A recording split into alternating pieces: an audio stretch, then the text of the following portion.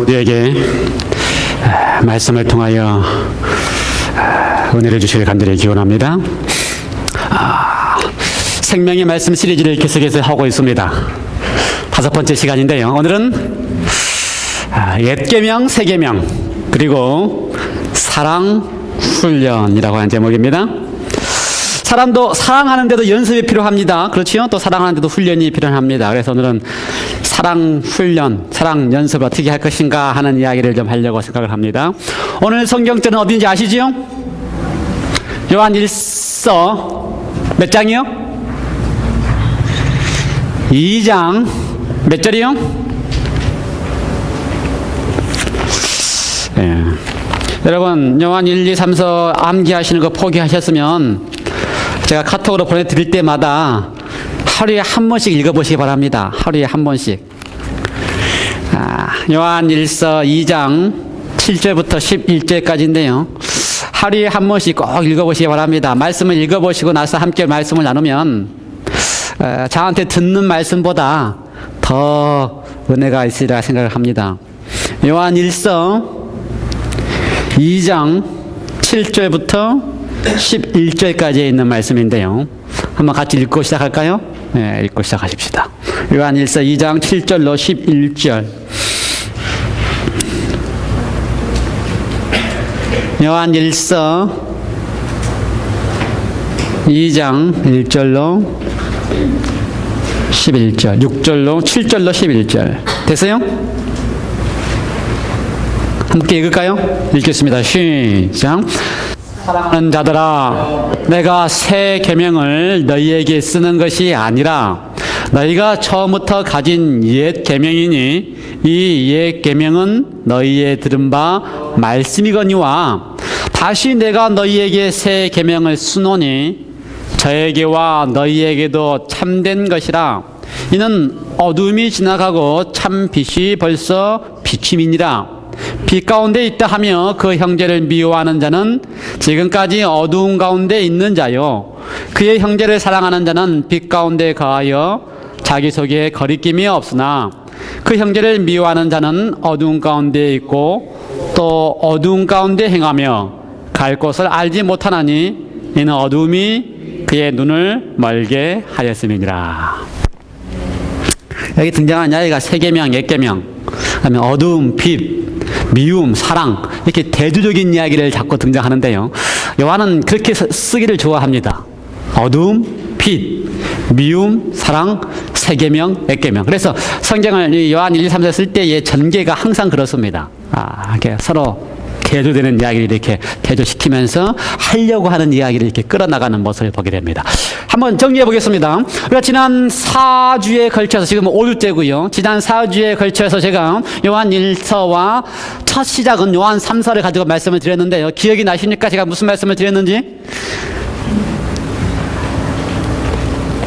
제가 꼭 이걸 리뷰를 하니까 오시기 전에 지난주 설교가 뭐였더라? 한 번씩 좀 되새기시기 바랍니다. 지난주 설교가 뭐였더라? 예? 예, 예수님 붙잡고 산다. 예. 지난주의 핵심은 붙어있기, 따라하기였습니다. 붙어있기, 따라하기. 예. 제가 그때 설명은 말 잘 못 들었어요. 그래서 제가 멋있는 말을 바꿨습니다. 붙어있기, 따라하기. 누구에게 붙어있어요? 예수님께 다 붙어있고, 그 다음에 누구 따라하면 돼요? 예수님 따라하면 됩니다. 요한 1서 2장 1절부터 6절까지 보면은 예수님이 너무 좋기 때문에, 예수님 어떤 분이시기 때문에? 우리의 대언자 되시고 우리의 화목제물 되시기 때문에 우리의 모든 문제를 해결하시기 위하여 대신 우리의 모든 문제를 짊어지었을 뿐만 아니라 지금도 우리의 모든 문제를 해결하기 위하여 하나님 앞에서 뭐 하신다고요? 대신 중보하고 계시는 대언자이시기 때문에 그런 분이 너무 좋으니 그분 옆에 다 붙어 있어야죠. 그렇죠? 다 붙어 있기. 그 다음에 어떻게 하기? 그 좋은 분을 어떻게 하면 돼요? 무엇을 하든지 그 좋은 분을 잘 따라하면 돼요. 따라하면 돼요. 그래서 요한 1서 1장 6절의 결론은 예수님이 행한 것처럼 너희도 행하라, 이렇게 경험을 넣었어요. 따라하면 됩니다. 따라하면. 그 다음에 세 번째는 무슨 이야기를 했습니까? 바치고 받으며 살아간다. 뭘 바칩니까? 나의 모든 것을 바치고 뭘 받아요? 예수님의 모든 모든 것, 거기 보면은요, 예수님께서 가지고 있는 무한한 능력의 모든 것을 우리에게 주시기를 원하고 계시기 때문에 예수님이 주시고자 하시는 당신의 능력의 모든 것을 받으면 그리스도 안에서 우리가 빛 안에서 자라날 수가 있습니다. 감사하지요? 예, 나의 모든 것, 예, 빛 안에 있으면 나의 모든 것이 다 드러나게 되어 있습니다. 감추지 마세요, 자신의 모습을. 빛 안에 있을 때 감추지 마시고 다 드리면 돼요.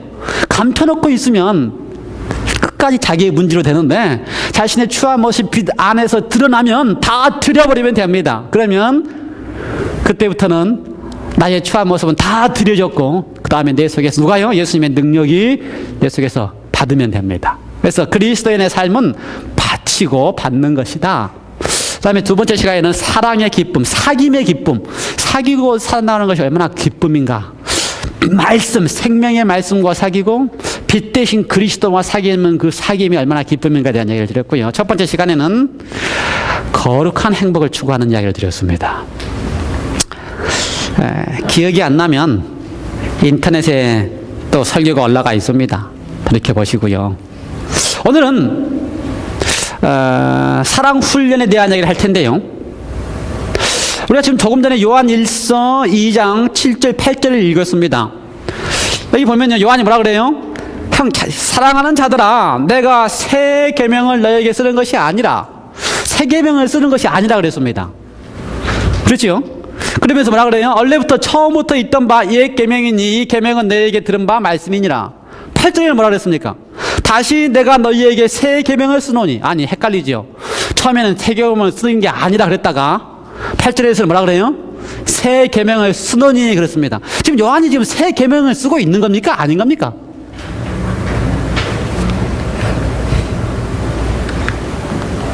무슨 말인지 아시겠어요? 지금 요한이 하고 있는 이야기가 새 계명입니까? 옛 계명입니까? 7절에는 내가 새 계명을 쓰는 것이 아니라 애초부터 있었다 이렇게 이야기를 하고 8절에서는 내가 뭐라 그래요? 새 계명을 쓰노니 그러는데 지금 요한이 새 계명을 쓰고 있는 거예요? 옛 계명을 이야기하고 있는 거예요?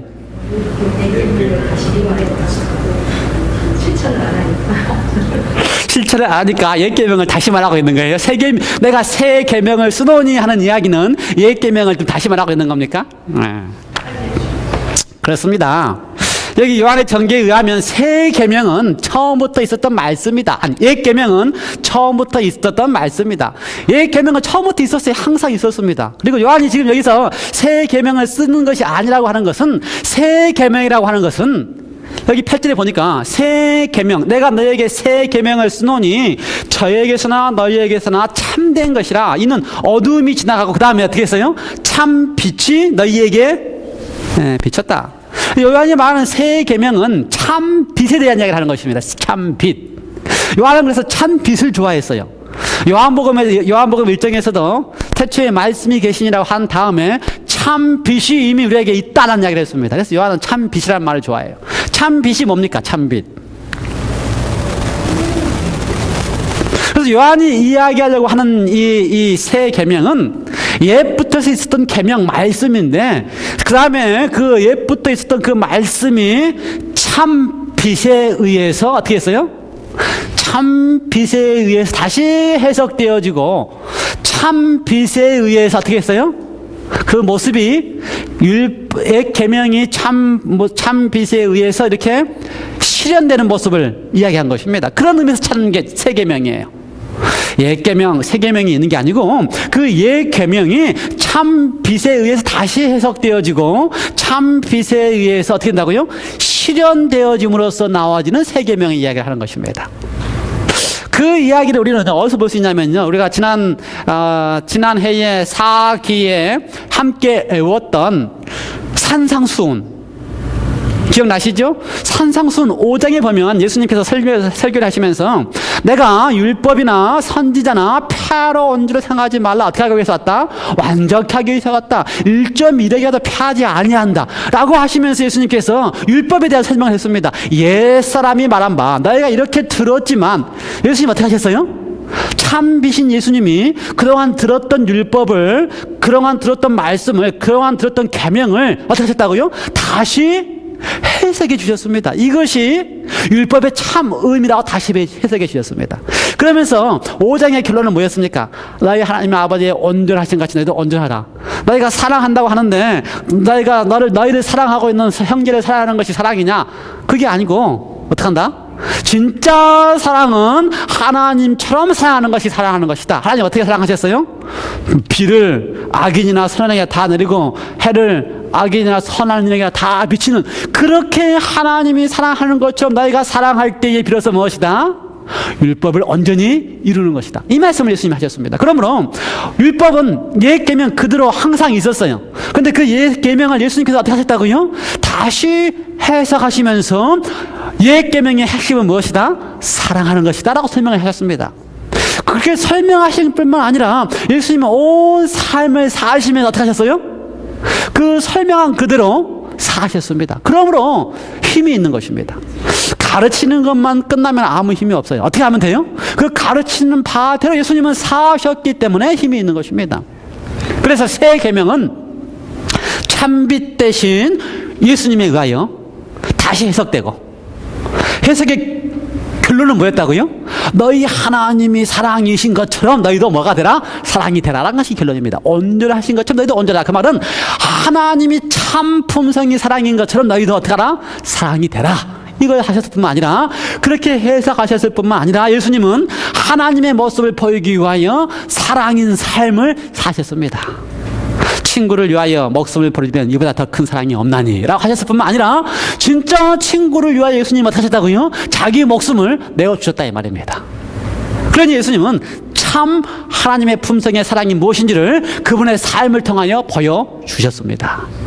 그래서 요한은 옛 계명, 하나님의 말씀, 그 말씀이 새 계명으로 인하여 참 빛을 통하여 어떻게 하셨다? 다시 해석되고 그것이 실현되었다 라고 하는 말씀을 지금 하고 계십니다. 거기까지 끝나지 않았습니다. 그 다음에 이제 우리에게 적용하셨습니다. 참 빛이 해석하고 참 빛이 실현하셨는데, 그렇다면 너희들은 어떠냐, 우리들은 어떠냐는 것입니다. 그때 요한의 이야기는 뭐예요? 지금 우리는 어떻다? 요한은 이렇게 전개합니다. 지금 우리는 빛 가운데 있다. 빛 가운데 있다. 여러분, 빛 가운데 있다는 것입니다. 여러분, 빛 가운데 있어요? 있어요? 빛 가운데 있고 빛 가운데 살아가는 삶의 핵심이 뭐라 그랬습니까? 다 바치고 예수님의 모든 것을 받는 것이 빛 가운데 있어서 자라나는 삶이라고 제가 말씀을 드렸어요. 그러면서 요한은 지금 계속 전개하면서 너희가 빛 가운데 있다. 빛 가운데 있으면 어두움이 전혀 없다는 것입니다. 아시겠어요? 빛 가운데 있으면 어둠이 전혀 없다. 빛 가운데 있으면 미움이 없다. 빛 가운데 있으면 미움 대신에 뭐가 있다? 사랑이 있다. 그러므로 형제를 미워하면 빛 가운데 있는 것이 아니고 형제를 사랑하면 빛 가운데 있는 것이다. 이게 지금 요한이 2장 7절로 11절에 하는 전개입니다. 자, 그러면 요한의 전개나 예수님의 해석이 똑같습니다. 그렇죠? 예수님의 해석이 성경의 말씀을, 옛 계명을 하나님의 말씀이라고 하셨는데, 그 하나님의 말씀을 예수님이 재해석하시면서 한마디로 정의할 때가 뭐라고요? 사랑이다. 사랑이다. 아버지의 온전하신 것처럼, 아버지의 품성이 사랑인 것처럼 너희도 어떻게 하라? 온전하라. 너희도 사랑하라. 이렇게 전개를 하셨습니다. 그리고 그걸로 끝나지 않고 어떻게 하시다고요? 그 삶을 본으로서 사셨습니다. 그리고 나서 지금 어떻게 하는 거라고요? 너희도 빛 가운데 거하고 있어라. 너희도 어떻게 하라? 사랑하라. 이렇게 전개를 했습니다. 자, 그렇다면 우리가 빛 가운데 있다고 이야기를 하는데, 빛 가운데 있는 그리스도라 이야기를 하는데 달라야 됩니다. 달라야 돼요. 사실 다릅니다. 그렇죠? 그리스도인과 비그리스도인이 달라요? 그러니까 그리스도를 믿는 사람들과 그리스도를 믿지 않는 사람들이 다릅니까? 달라요. 모습이 달라요. 그렇죠? 다르고 느낌이 다릅니다. 제가 몇 번 말씀을 드렸지만 이렇게 예배 드리는 모습을 볼 때요, 우리 의원 수사님의 두 여동생이 지난 한 달 사이에 서로 다른 분이 왔다 갔어요. 로사 자매님 천주교인을 열심히 다니시면서 신실하게 예배를 드리는 그분 예배 드리면요, 보면요, 이 찬미하는 모습에서 감동이 있어요. 우리 같은 같은 그리스도인이기 때문에 찬미하는 모습을 보면 감동이 있어요. 제가 이렇게 앞에서 보면요, 모습이 보여요. 근데 세 번째 동생 되시는 우리 문정희 어머님, 이 신앙, 그리스도인 신앙을 안 하셔요. 그런데 이렇게 예배드리는 모습을 보면요, 감동이 없어요. 안 계시기 때문에 하는 이야기죠. 실제로 그래요, 실제로. 모습이 보여요, 이렇게. 느껴진다 이거예요. 다르다 이거예요. 다르다고. 다름이 있다고요. 그뿐만 아니라 우리가 주변에 이렇게 사람을 만나봐도 같은 안식교회 아약교회도 그래서 그분이 그리스도인이라 그러면 통하는 게 있어요. 그분이 신앙한다고 하면 통하는 게 있어요. 그런데 전혀 신앙 안 하는 사람하고 할 때는 이렇게 통하지 않는 답답함이 있어요. 그렇죠. 그래요. 그 다음에 이제 빛 가운데 있는 그리스도인하고 빛 가장자리에 있는 그리스도인하고 차이가 있을까요? 사실 우리가 다 그리스도인인데, 지금 여기가 다 그리스도인인데, 지금 성경의 전개는 빛 가운데 있는 그리스도인, 그 다음에 어떤 그리스도인이 있다는 거예요, 또? 빛 가장자리에 있는 그리스도인도 있다는 것입니다. 그리스도인과 비그리스도인이 이렇게 서로 통한 다른 점이 느껴지는 것처럼, 사실은요, 그리스도인 가운데서도 빛 가운데 있는 그리스도인과 빛 가장자리에 있는 그리스도인의 차이가 있을 수 있다는 거예요. 여러분은 빛 가운데 있는 그리스도인 것 같아요? 빛 가장자리에 있는 그리스도인 것 같아요? 빛 가장자리에. 어떤 차이가 있을까? 빛 가운데 있으면요, 지금 성경의 전개에 의하면은 빛 가운데 있으면 어두움이 없다. 라는 게 지금 요한의 전개입니다. 빛이신 하나님 가운데 있으면 어두움이 없다. 근데 빛 가장자리에 있으면요, 빛이신 하나님이 여기 있으면 빛이 비치면 밝은 것도 있고요, 빛이 좀 덜 비치는 이쪽에는 뭐도 있어요? 어두움도 같이 있고요. 그리스도인 경험 가운데 빛도 있고 어두움도 같이 있는 그리스도인 경험을 하면 나는 어디에 있는 거예요, 지금? 빛 가장자리에 있는 거예요. 근데 지금 요한은 우리로 하여금 어떻게 하라고 자꾸 지금 하는 겁니까? 빛 가운데 있어라. 빛 가운데 있으면 뭐가 없다? 미워함이 없고 사랑만 있다. 내가 빛 가장자리에 있기 때문에 내 속에 뭐도 있어요? 사랑할 때도 있고 미워지는 경우도 있어요. 그렇죠? 상처받을 때도 있고 상처 줄 때도 있어요. 그러니까 이렇게 이 빛 가장자리에 있는 그리스도인이 되지 말고 어떻게 하라? 빛 안에 있는 그리스도인이 되라라고 하는 이야기를 요한은 하고 있는 것입니다. 아주 간단하고 쉬운 이야기를 하고 있어요. 그래서 우리가 지금 이 빛 가장자리에서 살던 그리스도인의 삶에서 빛 가운데 오는 그리스도인의 삶이 되기 위해서는 뭐가 필요하다? 사랑, 훈련이 필요하다. 그렇죠? 지금 요한은 사랑이다라고 표현했는데, 사랑 그거 참 말은 쉬워요. 그러나 그냥 되는 게 아닙니다. 뭘 통해서 되는 거예요? 훈련해야지만 되는 거지. 그러니까 바울 선생님은 그리스도인이 군사라고 했을 때에, 군사라는 이야기를 할 때는 훈련이라는 이야기입니다. 그러니까요, 제가 지금까지 사랑에 대한 이야기를 많이 하고 강조를 했지만, 그냥 강조되는 게 끝나는 게 아니고, 그래서 지금부터는 이 빛 가장자리의 그리스도인이었다가 지금부터는 이렇게 훈련을 하고 사랑 훈련을 하고 사랑 훈련을 하면서 어디에 가야 된다고요? 빛 안에, 빛 가운데 있는 그리스도인으로서 사랑이 되는 연습을 해야 된다 이 말입니다. 그래서 제가요, 오늘은 신학적인 이야기가 아니고, 신앙적인 이야기가 아니고 실제적인 훈련 이야기, 사랑 훈련 이야기를 좀 하려고 하는 것입니다. 첫 번째 사랑 훈련은요, 첫 번째 사랑 훈련. 그래서 빛 가장자리의 그리스도인에서 빛 가운데 그리스도인으로 살아가기 위한 첫 번째 훈련은 자기를 사랑하라고 하는 훈련입니다. 자기 사랑. 잘못 이해하면 비그리스도인들이 이야기하는 자기 사랑, 뭐라 그럽니까? 이기심, 이런 차원의 이야기가 아니에요. 우리는 최소한 그리스도인이기 때문에 그리스도인으로서 자기 사랑을 어떻게 할 수 있을까? 왜냐면요, 일단 그리스도인이 자기 사랑에 대한 올바른 개념을 가지고 있어야지만 이웃을 사랑할 수 있어요. 예수님의 가르침은 뭐라 그랬어요? 내 이웃을 어떻게 사랑하라? 내 몸과 같이 사랑하라 할 때 그 이야기는 자기의 가치를 파악하고 자기를 사랑할 수 있어야지만 그렇게 이웃을 사랑할 수 있는 거예요. 그래서 자기의 가치를 하나님이 주신 값어치로서 자기를 사랑하는 연습을 하는 게 필요하다는 것입니다. 이해가 됐어요? 무슨 말인지? 네. 그러니까 비그리스도인이 말하는 자기 사랑이 아니고 최소한 그리스도인으로서 하나님이 나를 값있게 하신 하나님의 그 값어치로서의 나를 사랑하는 차원의 자기 사랑, 번째 훈련은요. 첫 번째 훈련은 후회하기보다는 뭘 선택하라?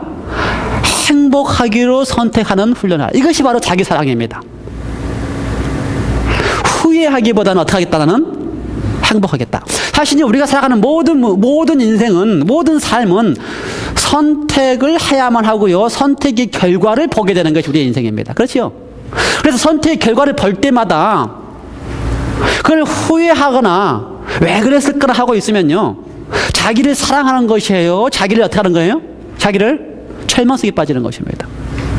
그러니까 어쩔 수 없이 우리가 선택을 하게 되고 선택의 결과가 나오게 될 텐데 그 선택의 결과는 반드시 밝은 면과 빛과 그림자가 함께 존재하게 되어 있습니다. 그런데 우리는 늘 어떻게 하고 있어요? 그림자 면을 보면서 왜 그렇게 했을까? 왜 그렇게 했을까라고 후회하고 있으면 자기 사랑이 아니에요. 그래서 빛과 그림자의 결과가 항상 있을 텐데 그림자 면을 보지 않고 어떤 연습을 하라고요? 어떤 훈련을 하라고요?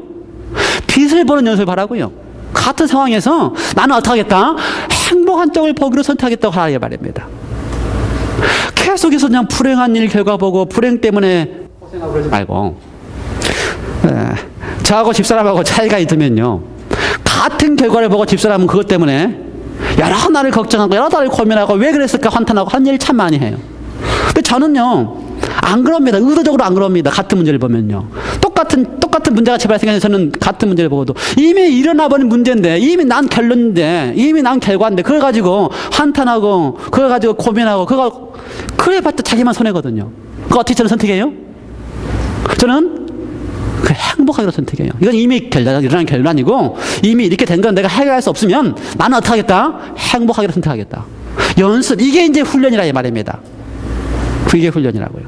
이게 훈련이 돼야지만 자기를 사랑할 수 있는 준비가 돼 있어요. 불행하게 계속 며칠 동안 두지 말고 어떻게 하겠다? 나를 행복한 데 선택하겠다. 사실 제가 오늘 지금 훈련하는 내용은 가정과 건강에 나와 있는 내용을 제가 지금 다시 말씀드리는 겁니다. 어디에 나와 있는 내용을요? 가정과 건강에 여러분이 가지고 있는 잡지, 한 달에 한 번씩 가져가는 잡지 잘 읽고 계시죠? 언젠가 내용일 것입니다. 제가 이렇게 2015년부터 있던 내용들 제가 이렇게 읽어보고 다시 간추려서 설명드린 내용들이기 때문에. 그래서 어떻게 알아? 여기 보면 그분이 이렇게 썼어요. 주변의 환경과 여건에 의해 당신의 행복과 불행이 결정되지 않습니다. 절대로 그 여건 때문에 행복과 불행을 결정하지 않게 되시기 바랍니다. 내가 선택하는 거예요, 내가 그 여건이 지금 불행한 상황에 놓였다 할지라도 나는 어떻게 하겠다고요? 행복하겠다고 선택하는 것이 자기 사랑의 출발이라 이 말입니다. 당신의 인생을 바꾸는 것은 이런저런 환경과 여건이 아닌 당신의 마음의 선택, 즉 내부의 결정에 달려 있습니다. 운명도 신도 아닌 개인의 선택에 달려 있습니다. 그러니까 늘 후회하거나 늘 왜 이랬을까라고 하는 거나 지금 왜 이렇게 됐다고 이렇게 자꾸만 그거에 붙잡고 있지 말고 자기를 사랑하는 첫 번째 출발은 무엇이다? 그 상황이 될 때 어떻게 한다? 행복하기로 선택하는 것이다. 여러분의 인생이 좀 행복해야 돼요. 그러니까 문제를 보지 말고 어떻게 한다? 나는 행복을 선택하겠다. 첫 번째 출발입니다. 자기 사랑. 이렇게 해서 내가 행복을 선택하는 경험을 해야지만 그렇죠? 다른 사람에게도 어떻게 할 수 있어요?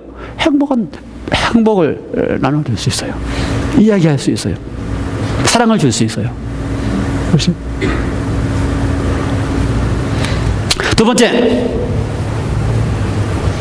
두 번째 우리가 자기 사랑을 위해서 선택해야 될 두 번째 선택은요. 용서하기로 선택하라는 것입니다. 용서하기로 선택하라. 사람은요. 마음속에 있는 그 누군가에 의해서 담게 되어 있습니다. 마음속에 사랑하는 사람이 있으면 그 사랑하는 사람의 모습을 담게 되어 있어요. 마음속에 미워하는 사람이 있으면 미워하는 사람을 담게 되어 있을까요? 닮을 수 있을까요? 네, 마음속에 있는 모습이 담게 되어 있습니다. 마음속에 미워하는 사람이 있으면 미워하는 사람의 모습을 담을 수 있어요. 그렇다면요, 마음속에 사랑하는 사람이 더 자리 잡고 있기가 쉬울까요? 미워하는 사람이 자리 잡기가 더 쉬울까요? 사랑하는 사람은요, 사랑했다고 하는데 미워하는 사람은요, 그걸 키워가지고요, 얼마나 오랫동안 담고 있는지 모릅니다. 그래서 미워하는 사람이 더 마음속에 많이 담아져 있으면 그 미워하는 사람을 닮아지게 되어 있어요. 가장 절실한 예가 시부모에게 있어서 아주 학대받던 며느리 이야기. 아시죠? 아주 뭐라고요? 준호? 준호에 나왔는지 모르겠는데 어쨌든 좀 제 설교 방해하지 마세요. 시어머니에 의해서 학대받던 며느리가, 그렇죠? 고생하던 며느리가 시어머니가 되면 똑같은 시어머니가 돼요. 왜요? 왜 그래요? 예, 그 마음속에 시어머니에 대한 미움을 갖고 있기 때문에 그 모습 그대로 닮아가지고 똑같은 며느리에게 하는 시어머니가 된다 이거예요. 그러므로 자기 사랑의 첫 번째는 마음속에 미워하는 그 사람을 닮지 않기 위해서 어떻게 된다고요? 제거해야 돼요. 없애야 돼요. 그것이 바로 뭐라고요? 용서의 첫 번째라 이 말입니다. 자기 사랑의 첫 번째는 용서라 이 말입니다. 자기 사랑의 첫 번째는 두 번째죠. 첫 번째는 뭐라고 했어요? 행복을 선택하는 거고, 두 번째는 용서하기를 선택하는 겁니다. 내가 그 미워하는 그 사람을 닮지 않기 위해서, 그 미워했던 시어머니의 모습을 똑같이 하지 않기 위해서는 어떻게 하라고요? 그 미움을 용서해야 된다 이 말입니다. 용서. 이해가 되세요? 부부가 닮는다. 왜 닮아요? 부부야말로 가장 사랑하는 대상일 뿐만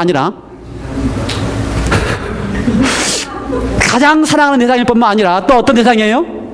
미워할 때는 가장 미워하는 대상이기 때문에 사랑과 미움의 모습이 다 닮습니다. 같이 사니까 닮을 뿐만 아니라 지금 제가 하는 이야기 핵심이 뭐예요? 사랑하는 대상일 뿐만 아니라 미워하는 대상이기 때문에. 그러니까 어느 때 가만히 보면은요, 그 당시에 그 사람이 미웠을 때의 모습이 때는 내 속에 나타나요. 그러니까 용서라고 하는 이야기는 내 속에서 미움을 어떻게 하라는 겁니까? 없애라는 것입니다. 제거하라는 것입니다.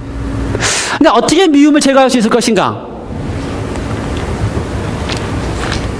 사랑하는 사람을 닮기 위해서는 미워하는 사람을 마음에 제거해야 되는데 어떻게 그 미운 사람이 마음에서 제거될 것인가? 방법은 없습니다. 어떻게 미운 사람이 마음에서 제거될 것인가? 미운 사람을 제거하기 위해서 애를 쓴다고 제거되는 게 아니고 방법은 반대 방법을 쓰면 돼요. 사랑하는 사람을 더 많이 채우면 마음에 미워하는 사람은 어떻게 한다고요? 점점 있을 데가 없어진다 이 말입니다. 그러니까 미워하는 사람을 제거하기 위해서 그냥 그거 붙들고 있으면 그 마음이 안 제거가 돼요. 그 대신에 미워하는 사람을 제거하기 위해서 미워하는 사람 생각하지 말고 사랑하는 사람을 더 많이 생각하면 할수록 어떻게 한다고요? 미워하는 사람이 마음에서 제거되어진다. 그러니까 남편이 미워지면 그 남편 미운 거 생각하지 말고 어떻게 하라고요? 사랑하는 딸을 생각하든지. 우리 박사님하고 차 타고 가면서 한 이야기가 그거였어요. 왜 사람들이 그런지 모르겠다고 말이야. 그 딸을 봐서라도 자녀를 봐서라도 말이야 살지. 그런 얘기를 많이 했어요. 그러니까 미워하는 남편 보지 말고 누 때문에 살라고요. 그때는 사랑하는 걸 더 많이 생각하라. 그러면서 이렇게 몇 가지 제안을 했습니다. 세 가지 제안을 했어요. 첫 번째는 내가 이렇게 미워하는 그 사람도 사실은요, 알고 보면 그 사람이 조금 어때서 그런 것이지. 조금 이렇게 미숙하거나 조금 이렇게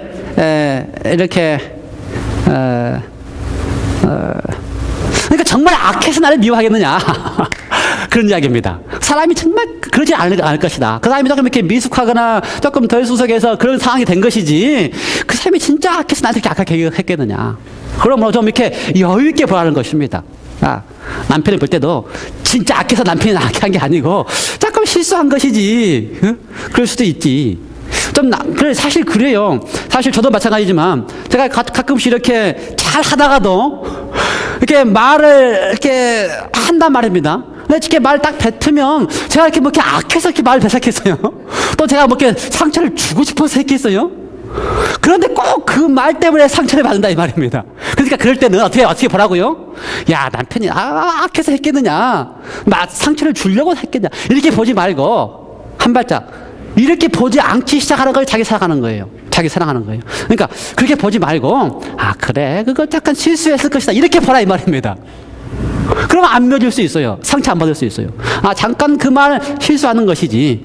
그리고 나서 두 번째는요, 그렇게 그 상대방에 대해서 그렇게 인정하기 시작한 다음에, 아, 그 잠깐 실수한 것 인정한 다음에, 그 미워한 것에, 그 말 잘못한 것 때문에 물고 늘어지지 말고, 반대편을 보라 이거예요. 뭘 보라고요? 사랑이라고 하는 것을 더 크게 보라 이거예요. 사랑의 대상을 더 크게 보라 이거예요.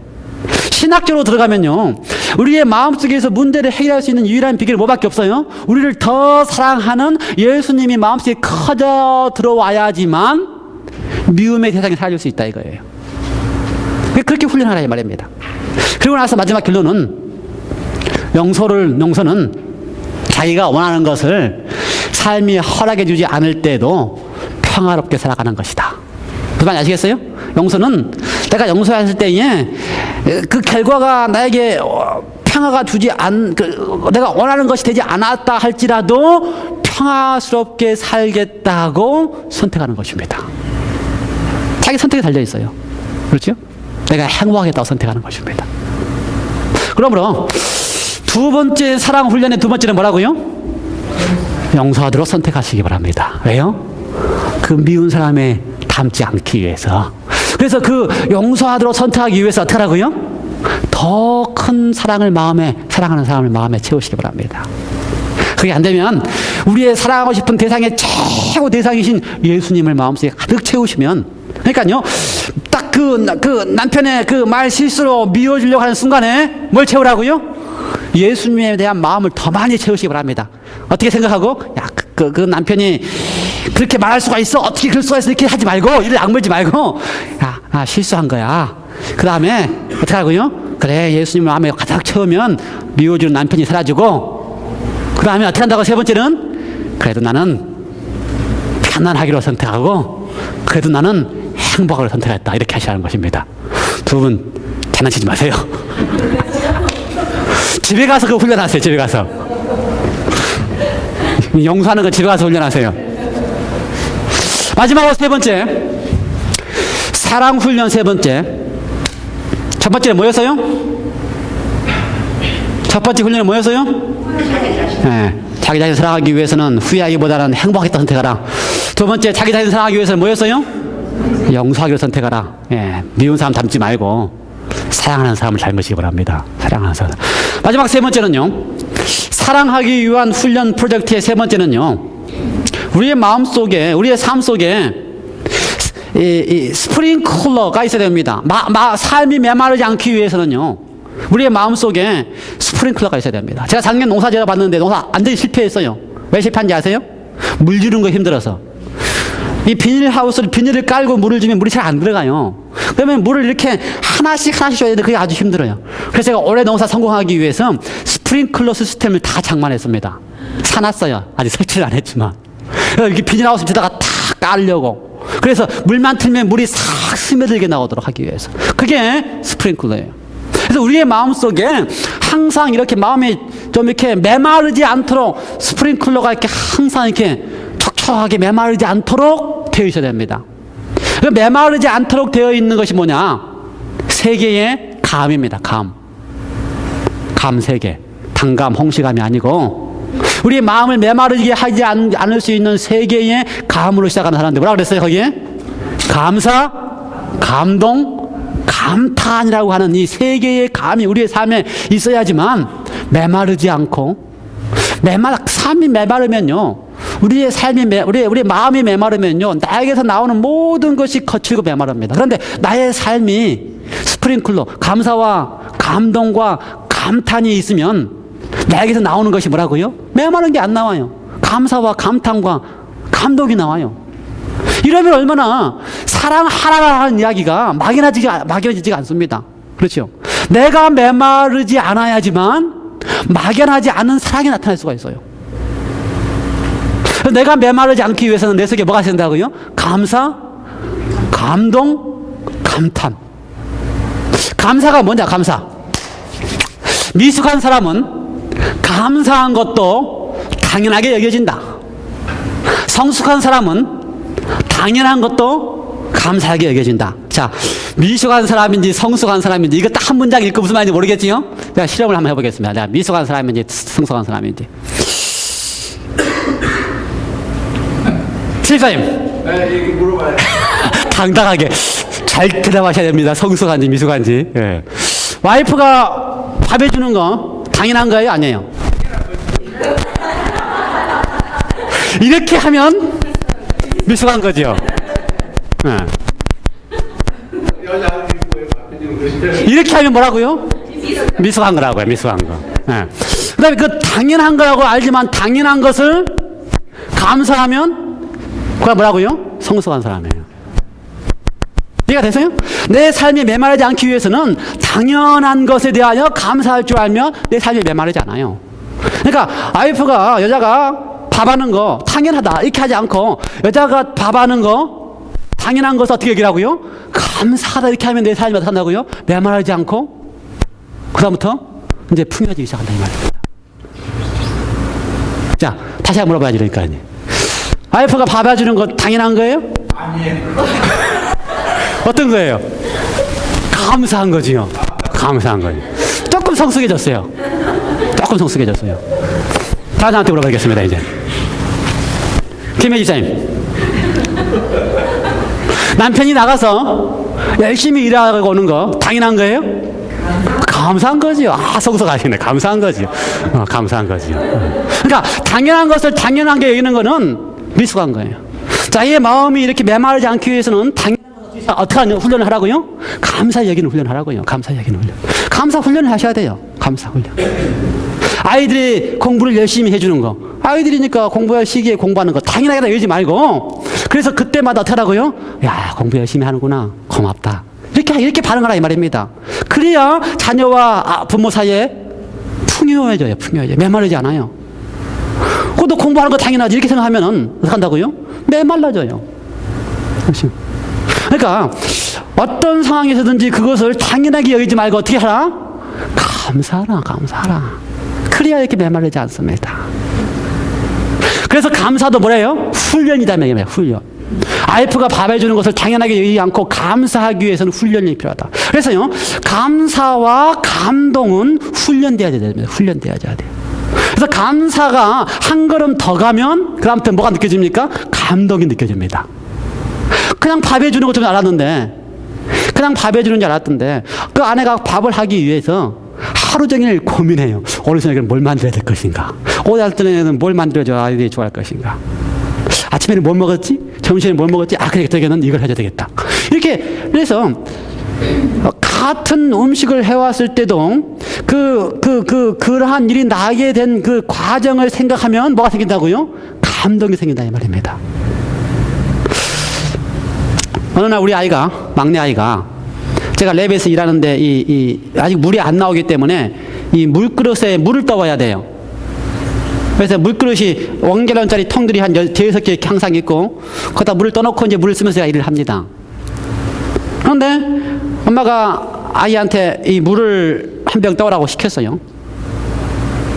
한 병 떠오면 되지요. 대부분 한 병 떠오지 않습니까? 그런데 잠시 후에 보니까 그 아이가 물그릇 6개를 다 채워놨어요.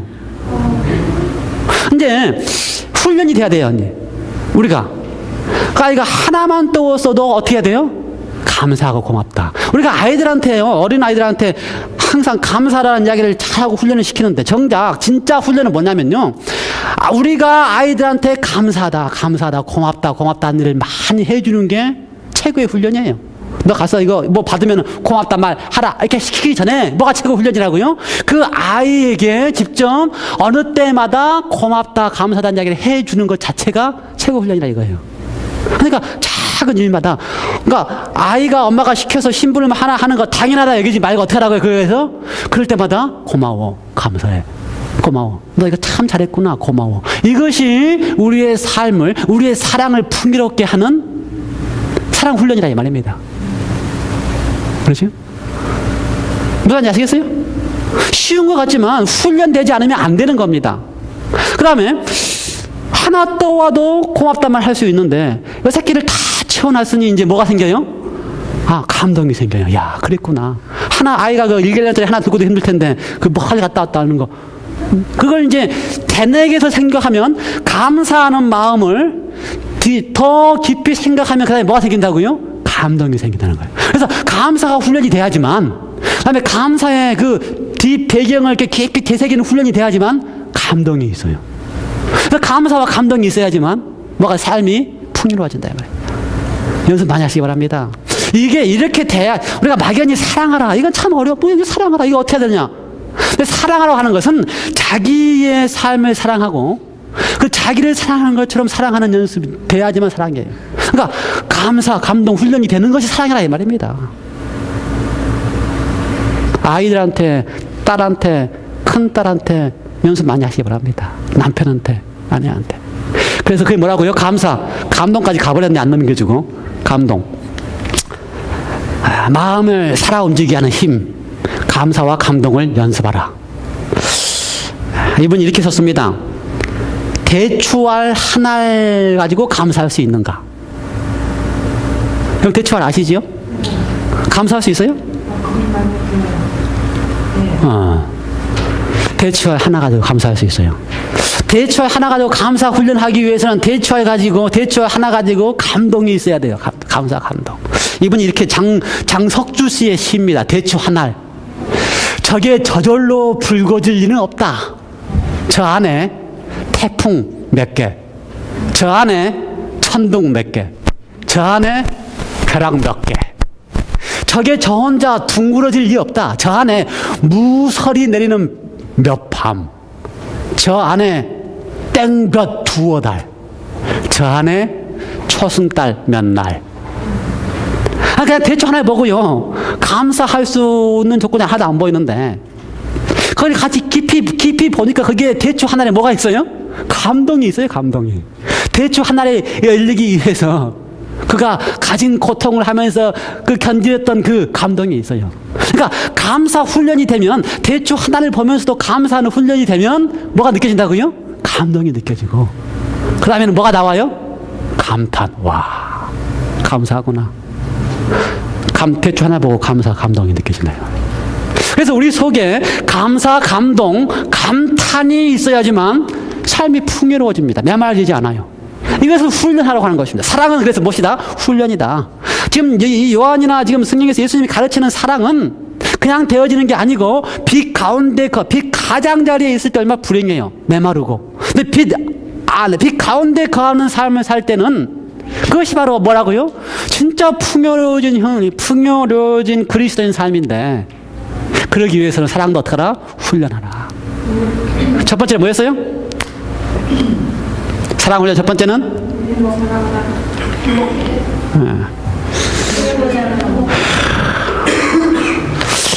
여러분, 이제 함께 기도할 텐데요. 함께 기도할 텐데요. 사랑도 훈련입니다. 우리가 그리스도인이지만 이 빛 가장자리에서 사는 그리스도인이 아니고, 빛 가운데 있는 그리스도인이 되기 위해 사랑 훈련을 하셔야 됩니다. 그래서 내가 이제는 빛 가장자리의 그리스도인에서 한 걸음 한 걸음씩 빛 가운데 있는 그리스도인이 되기로 결심하시기 바랍니다. 두 번째, 그러기 위해서 사랑도 훈련하겠다. 내가 어떻게 하기 위해서? 행복하기로 선택하기로 훈련하겠다. 내가 용서하기로 선택하기로 훈련하겠다. 내 삶 속에서 감사와 감동과 감탄이 나도록 훈련하겠다. 이렇게 함께 기도하시겠습니다.